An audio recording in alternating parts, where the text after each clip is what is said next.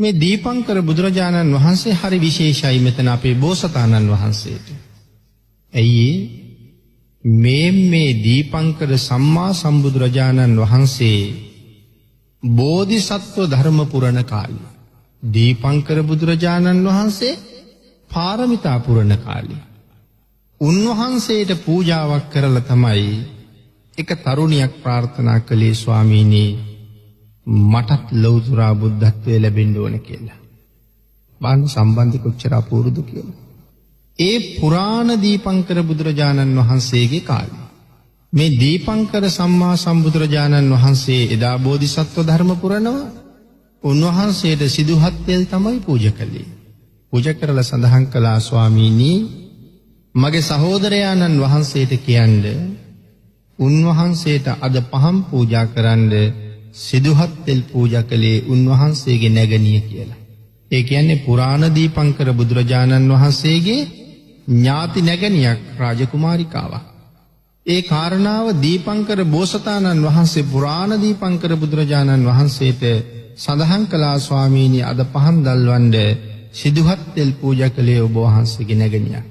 ඇය තෙල් පූජා කරලා මම ළඟ බුද්ධත්වයේ ප්‍රාර්ථනා කළා. ඔබ වහන්සේට කියන්න කිව්වා. ඇය බුද්ධත්වයේ ප්‍රාර්ථනා කළ බව. ඇය සිදුහත් තෙල් තමයි මට දන් දුන්නේ. ආන් ඒ පිනෙන් සම්මා සම්බෝධිය ලබා ගන්න ආත්ම භාවයේ සිද්ධාර්ථ නමින් උපදින්න කියලා ඇය ප්‍රාර්ථනා කළා. ස්වාමීනි ඇගේ ප්‍රාර්ථනාව මුදුන්පත් වෙයිද කියලා දීපංකර බෝසතාණන් වහන්සේ පුරාණ දීපංකර බුදු පියාණන් වහන්සේගෙන් ඇහුවා. භාග්‍යතුන් වහන්සේ සඳහන් කළා මහණ ඇය තාම ස්ත්‍රීත්වයේ. ඇගේ ඒ ප්‍රාර්ථනාව ස්ත්‍රීත්වයේ මුදුන්පත් වෙන්නේ නැහැ. නමුත් මේ කරපු පින්කමෙන් ඇය මින් පස්සේ අය කවදාවත් ස්ත්‍රී ආත්මයක් ලබන්නේ නැහැ. ඇය පුරුෂාත්මයක් ලබාගෙන පාරමිතා පූර්ණේ කරනවා. දීපංකර බෝසතාණන් වහන්සේ ප්‍රාර්ථනාවක් කරනවා පුරාණ දීපංකර බුදුරජාණන් වහන්සේ ළඟ උන්වහන්සේත් බුදු වෙන ආත්ම භාවයේ දීපංකරම වෙන්න ඕන කියලා. ඒ කාරණාව සඳහන් කරනවා තවත් මහා කල්ප අසංඛ්‍ය 16ක් ඇවෑමෙන් ඔබ දීපංකර නමින් සම්මා සම්බුද්ධත්වයේ ලැබනවා. එදාට මගේ නැගණිය ඔබෙන් නියත විවරණ ලබා ගන්නවා සම්මා සම්බුද්ධත්වයේ වෙන්නේ. ආන් එහෙම නියත විවරණ අරගෙන ඒ කාලේ නම සුමේද තාපසතුමා. පංච අභිඥා අෂ්ට සමාපatti ලැබලා හිටියේ. මේ ලෝකේ සුමේද තාපසතුමාට කරන්න බැරි දෙයක් නැති තරම්. රන් රුවන් මුතු වැහි වරුසාවක් කරවන්න උනත් පුළුවන්. ඒ තරම් මහ පුදුම අභිඥාවක් තිබුණා.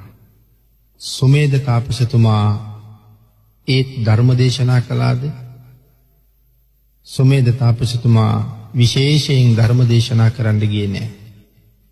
මේ තරම් හැකියාවක් තියාගෙන දීපංකර පාදමූලයේ ලෞතුරා බුද්ධත්වයට නියත විවරණ අරගෙන තවත් මහා කල්ප අසංඛ්‍ය 4,00,000ක් පාරමිතා සම්පූර්ණ කළා ලෞතුරා බුද්ධත්වයේ වෙනුවෙන්. ඒ මොකටද? ලෝක සත්වයාට දහම් දේශනා කරන්න. ආන් ඒකයි මං කිව්වේ මේ ධර්ම දේශනාවන් සිදු කරන්න භාග්‍යතුන් වහන්සේ මහා කල්ප අසංඛ්‍ය 20,00,000ක් පාරමිතා පිරුවා කියලා. ආන් එහෙම අනන්ත දුක් විඳලා අවබෝධ කරගෙන දේශනා කරපු ධර්මය මනාව ප්‍රගුණ කරලා හොයලා අධ්‍යයනය කරලා මනාව අවබෝධ කරගෙනමයි ලෝක සත්වයාට දේශනා කළේ. ඒ තරම් දීර්ඝ කාලයක අධ්‍යයනය කිරීමේ ප්‍රතිඵලයක් හැටියට භාග්‍යවතුන් වහන්සේ දේශනා කරපු එකම දහම් පදයක්වත් වැරදුනාද? කවදාවත්ම වරදින්නේ නැහැ.